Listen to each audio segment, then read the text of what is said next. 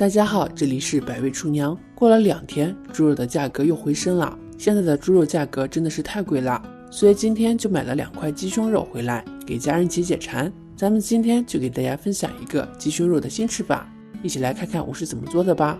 猪肉特别贵，但是这个鸡胸肉呀特别便宜，花了6块钱就买了2大块，真的是非常划算。咱们先把鸡胸肉给它切一下，切的时候稍微切得大一点。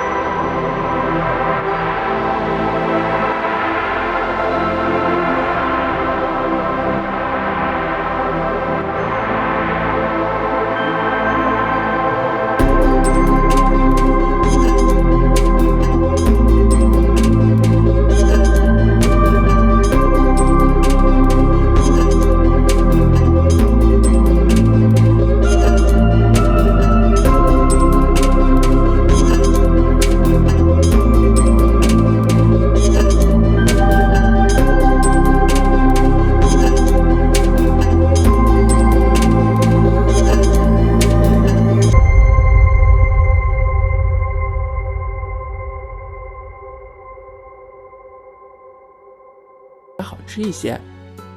如果喜欢口感特别嫩的，就不用复炸啦。这会炸的时候一定要用大火炸，但是炸的时间不宜过。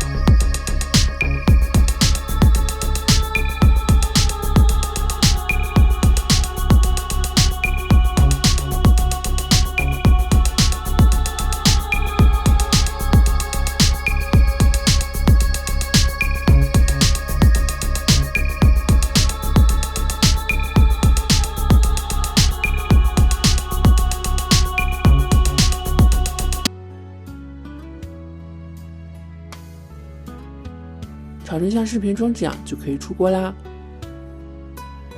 把它装进盘子里边，一道非常好吃的小炒鸡胸肉就做好啦。用这样的方法做出来的鸡胸肉口感滑嫩，鲜香味美，特别的好吃。上桌以后深受大家的喜欢，不管是老人还是孩子都非常喜欢吃。而且我们做的过程中加了很多配菜，所以吃起来不会那么枯燥，搭配上鸡胸肉更好吃一些。好啦，今天的视频就到这里啦。如果你喜欢的话，记得转发收藏哦。点击我的头像可以观看更多的美食视频。这里是百味厨娘，咱们下期视频再见。